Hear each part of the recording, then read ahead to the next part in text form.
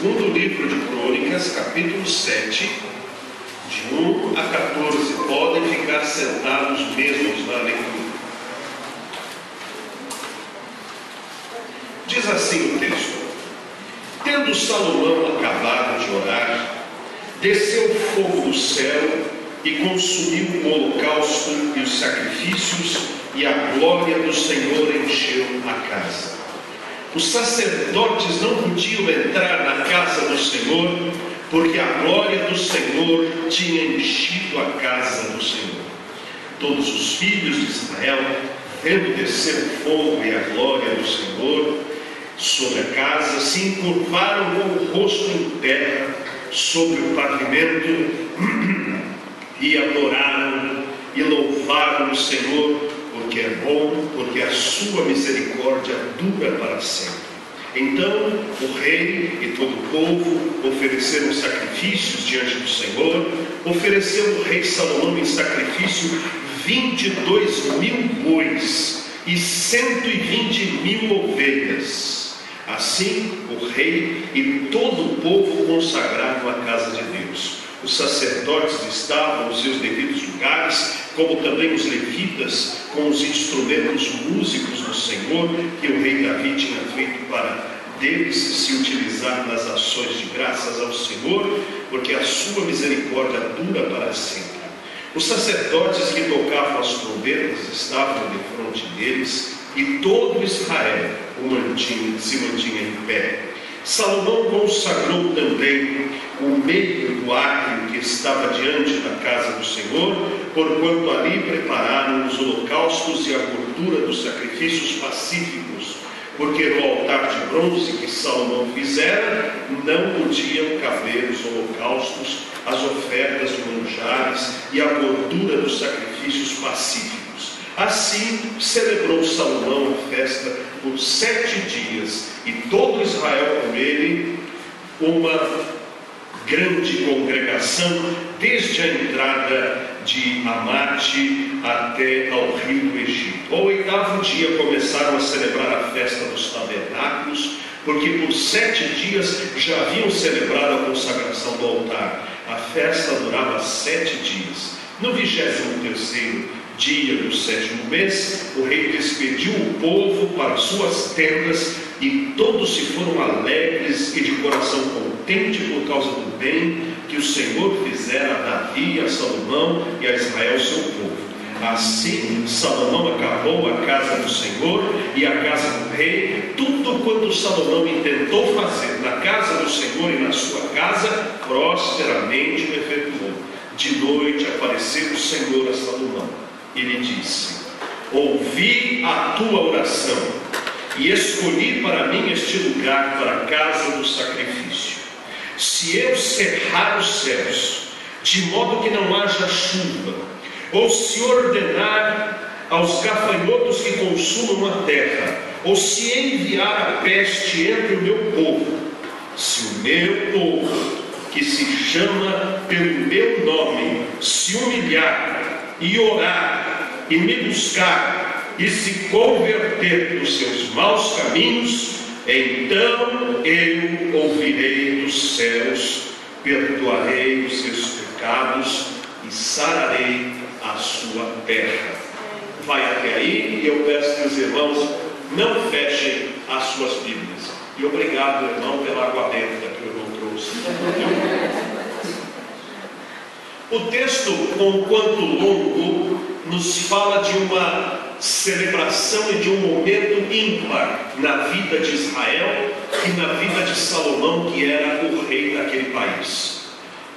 Salomão era um homem muito rico e um homem de extrema sabedoria, um homem que tudo que intentava fazer conseguia.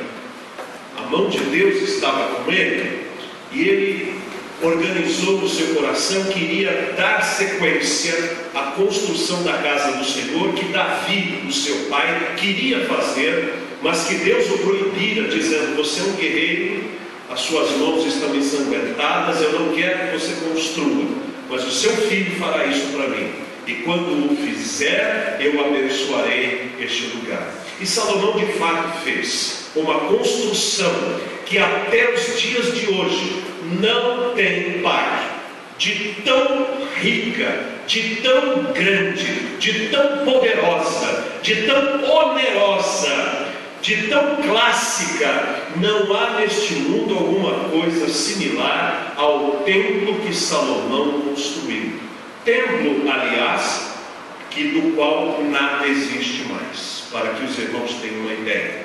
Entretanto, ele consumiu milhares de vidas quando cortavam as pedras para fazer as paredes do templo. Pessoas das mais diversas nações trabalharam, e Salomão tinha a bênção de Deus por toda parte que ia, porque até com seus inimigos, os inimigos ajudaram a construir o templo, mandando madeira, mandando argamassa, mandando ouro, mandando prata, mandando bronze, mandando de tudo para que esse templo fosse construído. E de fato construíram. E quando ergueram aquele templo, seguindo as leis mosaicas a respeito dos sacrifícios, então Salomão organizou uma grande festa. Não era uma festa para 1000 pessoas, nem para 10.000 ou para 100.000, nem para 1 milhão, 2 milhões. Era uma festa para milhões de pessoas, porque convocação foi feita por todo o país para que todos fossem celebrar aquele grande momento da nação, que era a construção do templo. O templo representava para Israel a presença de Deus entre eles. Era no templo que Deus se manifestava. É interessante, meus irmãos, que quando nós estamos no Novo Testamento, o templo muda de localização geográfica. Se antes era na construção do lugar onde se exercia o sacrifício, no momento em que Cristo morre na cruz e o véu do templo se rasga de cima a baixo, o templo se transfere para o coração de todo convertido. E nos diz a palavra de Deus: não sabeis vós que sois templo do Espírito Santo, e que o Espírito Santo habita em vós? Mas nós ainda estamos lá. E lá o templo de Jerusalém era o lugar da manifestação de Deus. Mas era apenas uma casa. O povo de Israel costumava ver a presença de Deus em muitos momentos, desde o começo, desde o nascedouro daquele país. Quando Moisés tirou todo o povo de Israel da terra do Egito, Deus se manifestava com uma coluna de fogo, com uma nuvem, e eles sempre viam esta manifestação gloriosa de Deus. Quando Moisés construiu o tabernáculo, que era um pré-templo onde Deus falava com o povo, e quando Moisés entrava no tabernáculo, diz a Bíblia que a fumaça enchia aquele lugar, e eles então estavam acostumados a ver isso. Mas aquela construção, conquanto bonita e rica, era apenas uma construção se Deus ali não se manifestasse. Então Salomão dobrou os joelhos e fez a mais linda oração do Velho Testamento.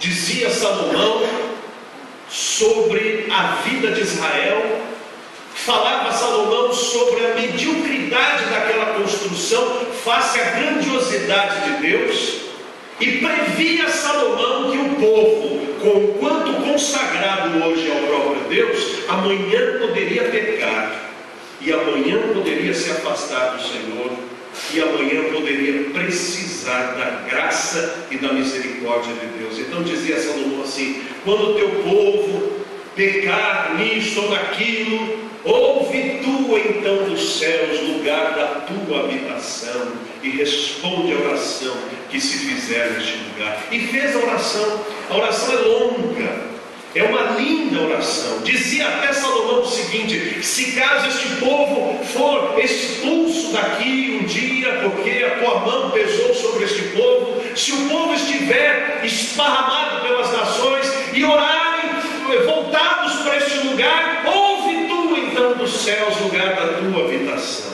Orou, e a Bíblia nos fala que no momento em que Salomão fez a oração e terminou a oração, Deus respondeu de forma maravilhosa, mandando fogo do céu que consumiu os sacrifícios primeiros que estavam consagrados no altar, e aí a fumaça da glória de Deus veio e o povo entendeu que Deus aceitara a oração do seu servo.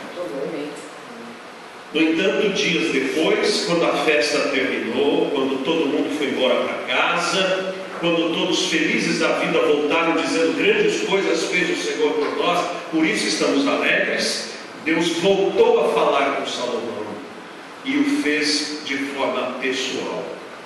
Assim como foi pessoal a primeira vez que Salomão ouviu a voz de Deus. Salomão era rei muito novinho e foi fazer um sacrifício para Deus no alto, levou lá 1000 animais para sacrificar. E aí, quando foi de noite, ele teve um sonho e Deus lhe disse: peça-me o que quiseres que eu te dê. E Salomão, na sua palavra com Deus, no seu diálogo com Deus, disse: Senhor, eu sou tão jovem, eu sou tão inexperiente, o teu povo é tão grande, eu só te peço sabedoria para eu poder exercer bem o meu mandato. E Deus disse: gostei da sua oração, gostei do seu pedido. Você podia ter pedido a morte dos seus inimigos, você poderia ter pedido longevidade para viver bastante tempo, você podia ter pedido riqueza, mas você pediu sabedoria. Então eu vou te dar sabedoria como nenhum homem até hoje teve, e você será o homem mais sábio. E junto com a sabedoria vou te dar riquezas, eu vou te dar longevidade e vou te dar também a morte ou a submissão dos seus inimigos. E foi exatamente o que aconteceu. No entanto, agora Deus volta a falar com Salomão e não vem lhe oferecer nada.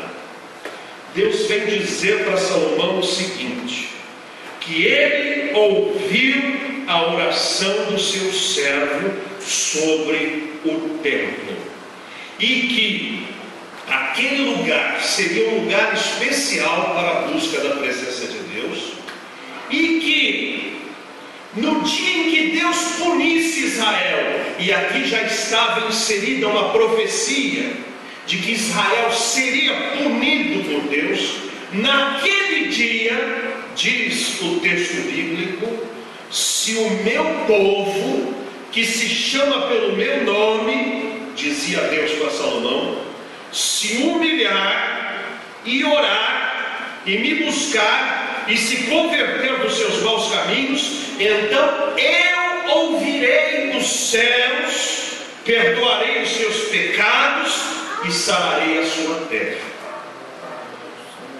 Esta palavra foi para Israel, foi para Salomão, não foi uma palavra para mim e para você. Nós nem nascidos éramos. Mas diz o apóstolo Pedro que tudo que, quando foi escrito, para o nosso proveito foi escrito. Então este texto, conquanto fale para Israel se humilhar diante de Deus e voltar aos braços de Deus, e foi o que Israel fez quando estava cativo em Babilônia, quando se quebrantou diante de Deus, buscou a face do Senhor, e 70 anos depois deste cativeiro, Deus ouviu dos céus as orações e os levou de volta à sua terra. Conquanto este texto seja direcionado a Israel, ele também vale para nós. Ele vale porque há princípios aqui que são aplicáveis ao crente em Jesus Cristo, que um dia entregou seu coração para Jesus, que um dia fez da sua vida, como diz a Bíblia, o sacrifício santo, agradável, perfeito, que foi o seu culto racional, que se entregou nas mãos de Deus. Naquele dia começou a sua vida cristã e foi só bênçãos. A primeira das bênçãos, o perdão dos pecados, todos eles. Jesus perdoou todos. A segunda bênção, junto com ela, a filiação. Agora sou filho de Deus. Terceira bênção, acoplada também, agora sou membro da família do Senhor. Sou membro da casa de Deus. Então agora estou vivendo no primeiro amor. Um momento festivo, um momento em que tudo é céu para mim, em que cada coisa que acontece na igreja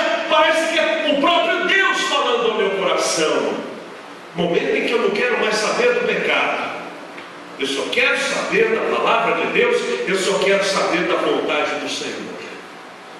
Todos nós já passamos por esse momento em que alguém nos apresentou o Evangelho, momento em que fomos batizados, momento em que vivemos o primeiro amor em Cristo Jesus, momento gostoso, momento maravilhoso, em que queremos compartilhar o amor de Cristo para com todas as pessoas.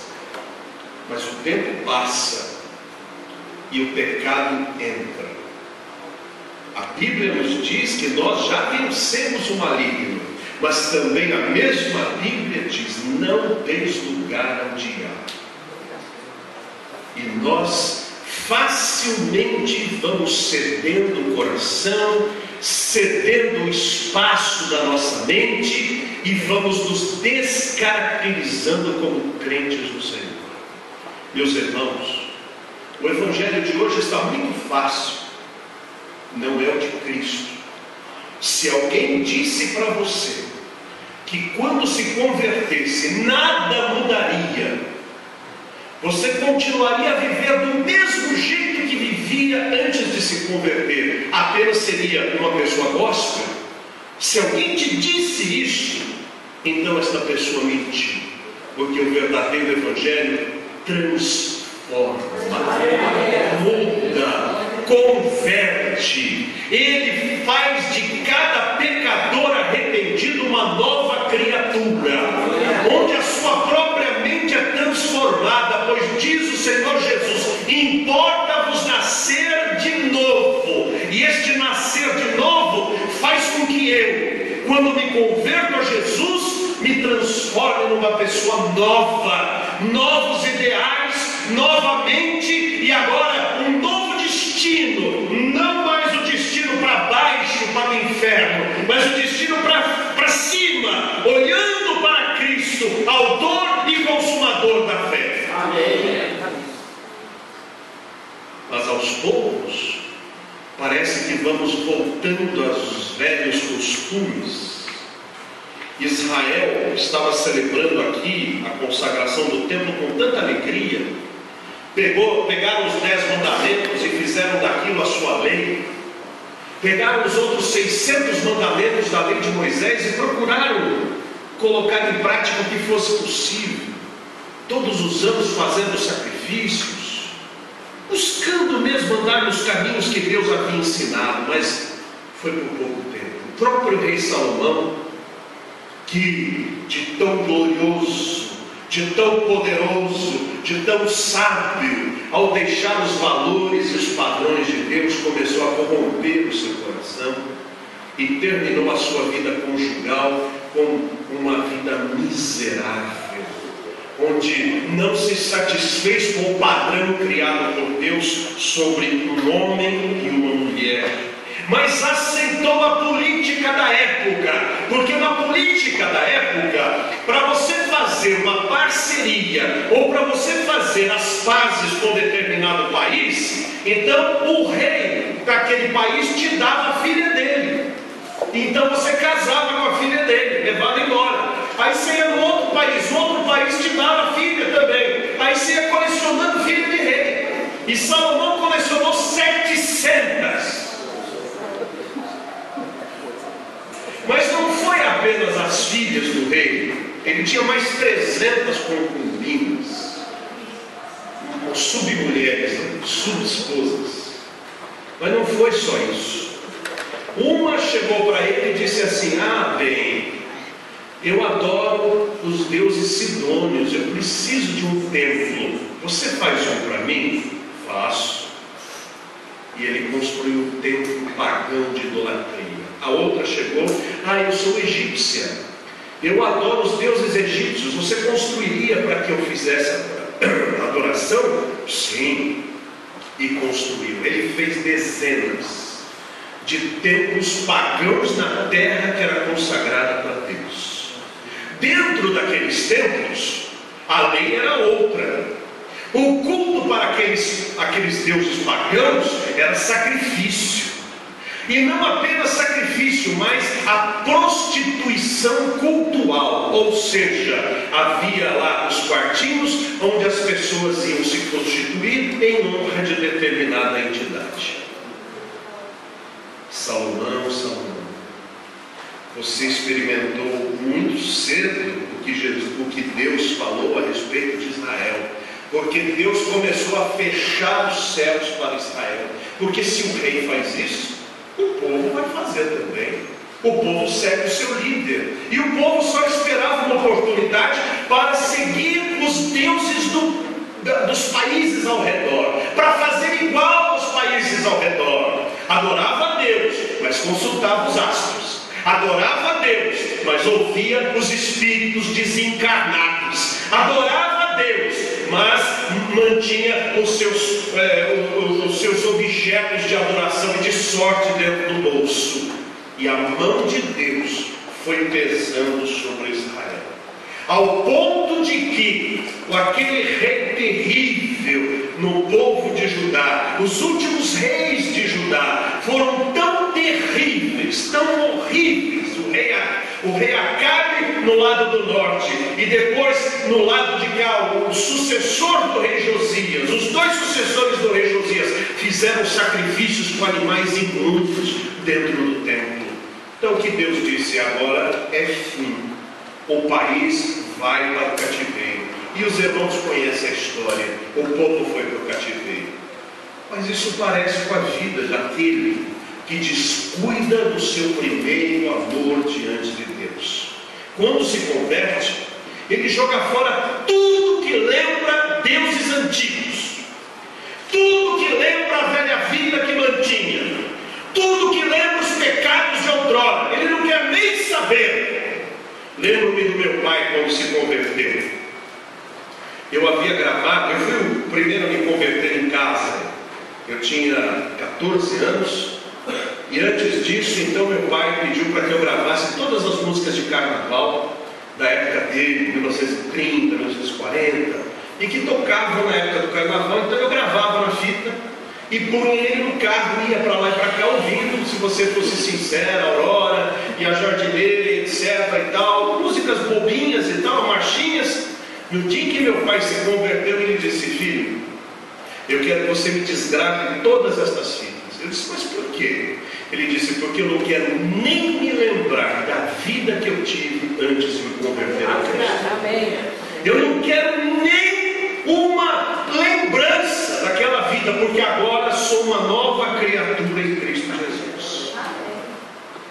Nós também fomos assim quando nos convertemos a Cristo, mas o tempo foi passando e nós fomos abrindo brechas, e nós estamos vendo com outros olhos as coisas que antigamente nós éramos tão quadrados, agora nós somos mais abertos ao diálogo. E então, quando damos por conta, a única diferença nossa e de uma pessoa que passa com aqueles carros tonados ou com esses bailes heavy e etc., a única diferença que tem é a palavra gospel, porque o resto é tudo igual.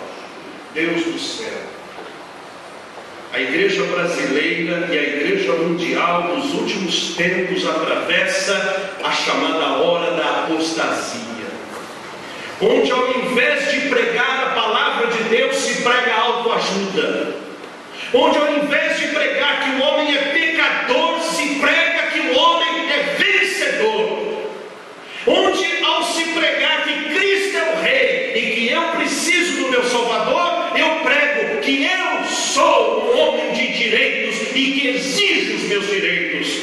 Este não é o Evangelho de Jesus.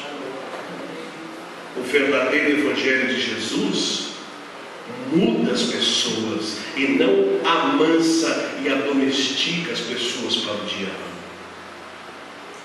As pessoas devem olhar para nós e ver Jesus. E não olhar para nós e ver alguém assim ao ponto de dizer: olha, se você não me dissesse que era crente, eu não sabia. Alguns veem isso como um grande elogio. Bem, como eu sou uma pessoa bem aceita, como eu convivo bem. Só que aquele que conhece a palavra de Deus vai dizer: você é um sal que não salga, você é uma luz que não ilumina, você não faz diferença nenhuma. Para que você serve? povo estivesse lá embaixo, o povo iria se lembrar de Deus. E parece que nós só nos lembramos do Senhor de verdade quando as provações e as dificuldades e as enfermidades e a solidão batem a nossa porta. Quando tudo sai do esquema, quando tudo sai do programa, quando tudo se desvirtua, nós dizemos: agora eu preciso de Deus. Eu vou dizer para os irmãos, grande parte dos pregadores, grande parte dos professores e grande parte dos músicos cristãos nem conhecem a Cristo. Nem conhecem a Cristo. Muitas vezes nós participamos de um culto do Senhor sem ter uma comunhão com o Senhor do culto. E isso está de valor invertido, porque o verdadeiro valor é quando eu conheço ao meu Deus, quando eu venho buscar a presença do meu Deus do jeito que Ele ensinou. Disse Jesus: o Pai procura adoradores que o adorem em espírito e em verdade, porque é estes que o Pai gosta, é estes que o Pai procura. Disse Deus para Salomão: se o meu povo, que se chama pelo meu nome, povo de Deus tem nome, e o nome que o povo de Deus leva é: eu sou o Senhor, eu sou de Cristo, eu sou crente, sim, não tenho vergonha de dizer, eu sou cristão, sim. Eu devo assumir a minha cristandade, eu devo assumir a minha identidade. Eu sou crente, sim. Sou povo de Deus. Fazendo um paralelo ao que o povo judeu sofreu na Segunda Guerra Mundial, só o fato de ser judeu já valia uma estrela no peito e já colocava um estigma sobre a pessoa, e a pessoa já era identificada. Quem que é aquela pessoa? Não perguntava se era um professor, se era um pai, se era uma mãe, não perguntava se era honesto, só dizia: um judeu. Eu e você precisamos da identidade de dizer: eu sou o povo de Deus, eu sou de Cristo. Onde eu estiver, no exército, no trabalho, na família, na vizinhança, na escola, na faculdade, no Facebook, no Orkut, em qualquer lugar, sou crente, sim, assumo. Se o meu povo, que se chama pelo meu nome, qual a primeira coisa que tiraria o povo daquela situação degradante? Está escrito aí: se humilhar. Meus irmãos, estas orações, determinando que Deus faça, determinando que Deus opere, determinando que Deus cumpra aquilo que eu estou dizendo em nome da minha fé, não são orações bíblicas.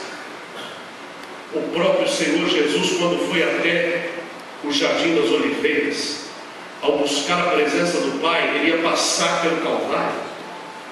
Ele disse: Pai, se for possível, afasta de mim este cálice, todavia não se faça como eu quero, mas como tu queres. Humildade. O servo de Deus que quer que Deus fale ao seu coração tem que ser humilde. Meu irmão, você não merece a sua salvação, você não merece a misericórdia do Pai. Você não é bonitinho, fala bem, toca bem, canta bem, se veste bem, é por isso que Deus vai abrir o céu para você. Não, nenhum de nós merece a graça do Senhor. Somos todos miseráveis pecadores, e se Deus olhou com compaixão por nós, devemos única e exclusivamente a sua infinita graça. Amém. Então quem pensa assim não tem lugar para um trono no coração onde eu me sento, onde eu determino, onde eu faço, onde eu decido. Não, quem decide as coisas da vida de alguém que tem o primeiro amor é Deus. Primeiro o reino de Deus e toda a sua justiça, e todas as outras coisas vos serão acrescentadas. devo crer. E é bom que se creia que todas as outras coisas vos serão acrescentadas, das que Jesus citou. Não será acrescentado para mim um Mercedes, uma McLaren, uma Ferrari. Eu não preciso disso para viver. Eu não preciso ser podre de rico para viver. Eu não tenho necessidade de ostentar riquezas para viver. Jesus disse: de que adianta o homem ganhar o mundo inteiro e perder a sua alma? A minha riqueza eu prefiro no céu. Amém. E a minha riqueza não sou eu que conquisto pela minha força. A minha riqueza é a graça do Senhor quem me deu, porque Ele vai me deixar entrar no céu pela sua misericórdia. Diz o apóstolo Paulo para Timóteo: tendo que comer e o que beber, vamos ser felizes. Foi isso que nós aprendemos do nosso mestre. É isso que nós aprendemos com Cristo. O pão nosso de cada século nos dá hoje. É isso que ele disse? Não, o pão nosso de cada dia, cada dia. E eu me lembro do pastor Valdemiro com 10 filhos adotivos. Alimentar um filho, você sabe como é. 2 então e 10. E ele ensinou toda a família a dar graças. Certo dia, a dona Alda, de saudosa memória, sua esposa, disse: querido, não temos comida. Eu só pus a água para ferver com sal. Ele disse: vamos colocar a família e vamos agradecer. Aonde está escrito na Bíblia que nós devemos agradecer só quando tínhamos? Vamos agradecer quando não temos também. Sentaram e ele ia orar: Senhor, nós te damos graças, porque por tua graça nós hoje não vamos comer, mas o Senhor conhece a nossa necessidade, está nas tuas mãos, te bendizemos pela tua oração. Quando ele ia terminar a sua oração, tocaram a campainha da sua casa. Foi atender uma senhora andando de um lado para o outro, um lado para o outro, um lado para o outro. Quando ele atendeu, ela falou assim: olha, não me chamem de louca, não me entendam mal, eu não quero que vocês saibam nem quem eu sou. Eu só quero que vocês tirem esse terror de mim. Mas o que foi, minha senhora? Eu estou sonhando que eu devo ir ao supermercado, fazer uma compra, trazer para esse endereço aqui. E esse sonho não sai da minha cabeça. Hoje eu não aguentei mais. Passei no supermercado, enchi o carro, tá aí. Tira daí, porque eu não sei porquê. Enche aí. Comida para um mês.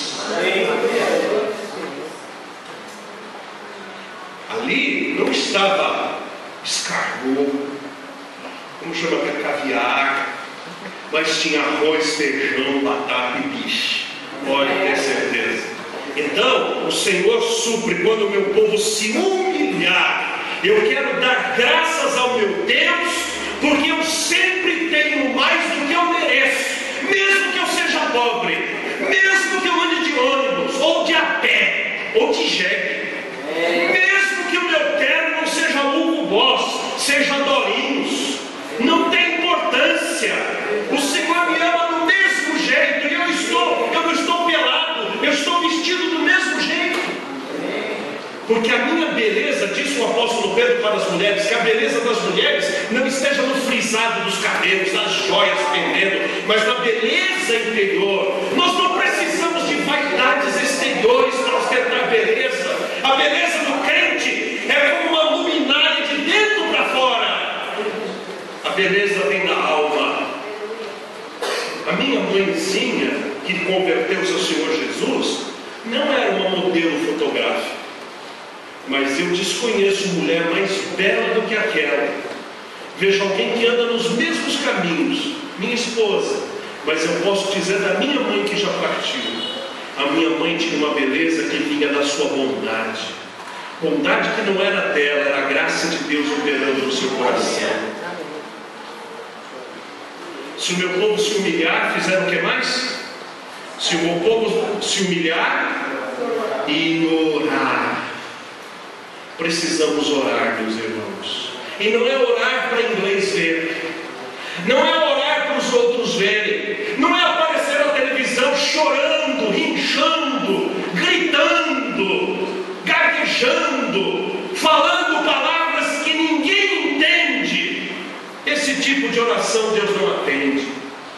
Aliás, não atende oração de marido brigado com mulher também. A Bíblia diz que os maridos devem estar bem com suas mulheres, senão as suas orações não serão atendidas. E isso não vale apenas para os homens, vale para mulheres e para todo crente, no sentido de que, se eu não mantiver o meu coração em ordem com meu Deus, se eu não perdoar os meus irmãos, Deus não me atende na minha oração. Quando nós orarmos, nós temos que bater a mão, como fazia o publicano naquela parábola que Jesus contou, que ele nem olhava para cima, aquele publicano orava dizendo assim: tem misericórdia de mim, Senhor, que sou um pecador. Humilhai-vos perante o Senhor e Ele vos exaltará. A humildade precede a vitória, assim como o orgulho precede a queda. E a oração faz com que o crente viva nas regiões celestes em Cristo Jesus.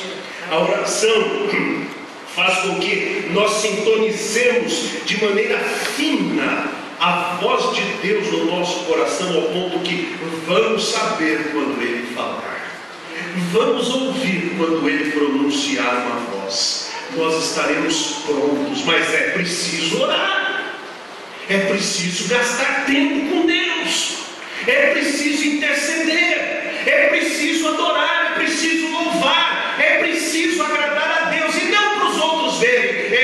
Na solidão do meu quarto, disse Jesus, entra no teu quarto e fechada a porta, ora a teu Pai que vem de secreto, e teu Pai que vem de secreto te recompensará.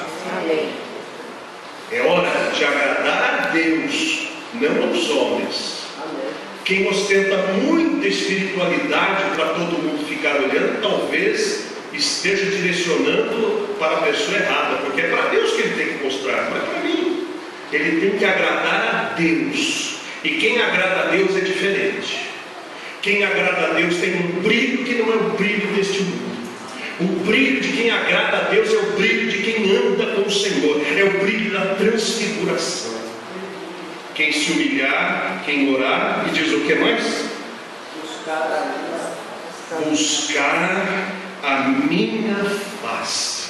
Eu não devo só orar, eu devo buscar a vontade de Deus na minha vida.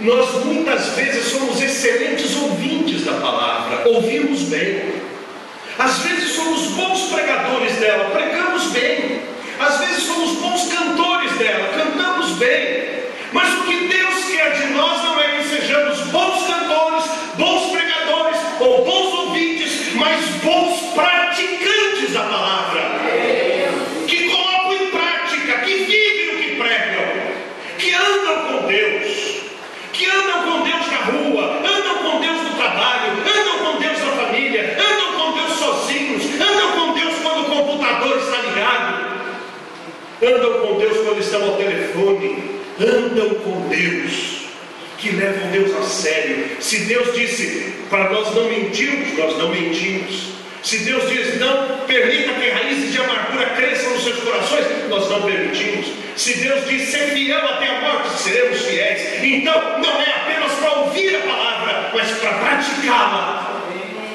E qual é a outra coisa? Se o meu povo, que se chama pelo meu nome, primeiro faz o quê? Se humilhar, depois orar, me buscar, depois muda de vida, meu irmão. Muda de vida. Eu sei que há pessoas que estão aqui que parecem bons cristãos. E eu sei que muitas vezes há pessoas que abrigam nos seus corações coisas que nem as paredes confessam, como diria uma velha música portuguesa. Deus conhece estes corações.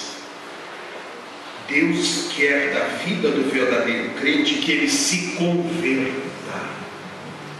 Não adianta carregarmos uma Bíblia na mão e não vivermos o que ela nos ensina. Tem muitos que estão aqui que talvez estejam brigados com seu pai, com sua mãe, em nome de qualquer coisa, menos de Deus, porque Deus diz: honra a teu pai e a tua mãe. Tem gente que está aqui que não anda na mesma calçada quando determinadas pessoas passam. E Deus diz que nós devemos amar até os nossos inimigos. Tem gente aqui que está abrigando no seu coração infidelidade conjugal. Não faz nada, mas pensa. E pensa que pensar não faz mal. Quando a verdade é que na minha cabeça o pecado é gerado e eu até dos meus pensamentos darei conta diante do meu Deus. Eu não posso impedir uma pomba que venha e pouse no meu ombro, mas eu posso impedir que ela faça um ninho.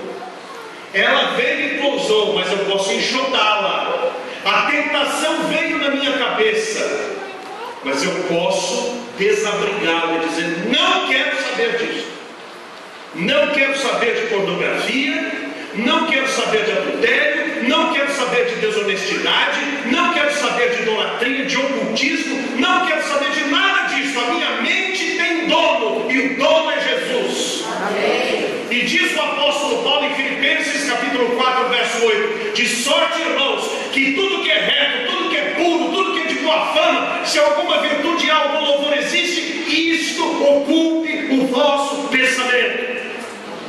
Às vezes os pensamentos que não prestam vêm na nossa mente porque a mente está vazia. Mente vazia, oficina do diabo. Chega de Big Brother na cabeça, irmãos. Chega de porcaria e lixo na cabeça, meus irmãos. É hora de encher a cabeça com coisas que edificam, que constroem, altruístas, que levem o progresso, que levem a felicidade. É hora de interceder. Quem pede mais pelos outros vive melhor, porque sabe pedir pouco para si. E o pouco que a gente pedir vai ser para a glória de Deus, não para a nossa própria glória. Quem vive para Jesus, vive para servir e não para ser servido. Diz o Senhor que aqueles que querem voltar ao primeiro amor têm que se converter dos seus maus caminhos. Então é hora de analisar: será que eu estou dando a Deus a prioridade na minha vida? Será que o jeito de eu falar com as pessoas está glorificando ao Senhor? Será que eu não falo palavrão nas minhas palavras? Será que o que eu assisto na televisão edifica e glorifica o nome do Senhor? Será que o culto que eu presto a Deus é de corpo presente, de mente ausente? E será que a maneira com que eu estou prestando o meu culto a Deus, conquanto me seja agradável, é agradável ao meu Deus? E como é que eu vou saber? Pela Bíblia. Porque ela é o meu manual, ela é a minha regra, ela é a minha bússola, é ela que deve coordenar qualquer decisão que eu tome na minha vida. Eu devo converter o meu bolso, porque há muito ladrão de Deus aqui, quando na verdade Deus nos dá de tudo. E a Bíblia nos ensina que nós devemos ser bons dizimistas, entregar aquilo que é de Deus, e entregar com amor, porque Deus ama a quem entrega com alegria. Quem entrega ruminando já perdeu a oportunidade, já não devia nem entregar, já deveria levar embora, como aconteceu naquela igreja, quando o pastor solicitou: irmãos, vamos entregar os dízimos ao Senhor. E aquele irmão veio cuspindo fogo para frente, e o pastor disse: por favor, volte. Mas por quê? Porque o senhor não cumpriu os dois ideais do dízimo: primeiro, dar com alegria, e segundo, conforme as suas posses. O senhor não está nem alegre e nem sendo honesto com as suas posses, pode voltar. O hino continuou. Aí ele pegou e fez outro cheque de acordo com as suas posses e foi lá na frente. Aí o pastor disse: pode voltar. Mas por quê? É de acordo com as minhas posses, sim, mas não com alegria. Pode voltar. No fim do hino, aquele irmão veio quebrantado. Aí disse: agora é uma oferta, porque esse dinheiro não vai para a caixa de Deus, é aqui mesmo, para o serviço do Senhor. Mas esta atitude vai ser contada pelo Senhor. Deus olha, Deus vê. Aliás, é a atitude que Deus tem que ver, não o homem. Quem tem que ver é Deus. Jesus até para a esmola disse assim, que nós devíamos dar a esmola de forma que a mão direita não soubesse o que a esquerda fizesse. Não é que eu tenho que esconder dessa mão, senão a mão olha e perdeu, né? Não, é porque quem tem que saber é o meu Deus. Lembram-se de Cornélio? Cornélio era um homem que fazia esmolas. E diz a Bíblia que quando o anjo veio falar com ele, ele disse assim: olha, as suas esmolas foram lembradas. Deus lembra, não para a nossa glória, para a glória dele, mas Deus quer crentes convertidos nas suas igrejas, crentes que têm o Rei Jesus no trono do coração e não o Rei na barriga, crentes humildes, crentes quebrantados, crentes que se conformam à imagem de Cristo e querem fazer a vontade de Deus, crentes que amam a Jesus acima de todas as coisas, crentes que não medem o esforço para dar para Jesus o seu melhor. Nós queremos voltar ao primeiro amor, conforme está aquele outro slide aqui do seu data show. Voltar e viver o primeiro amor. Vamos fazer o que diz a Bíblia.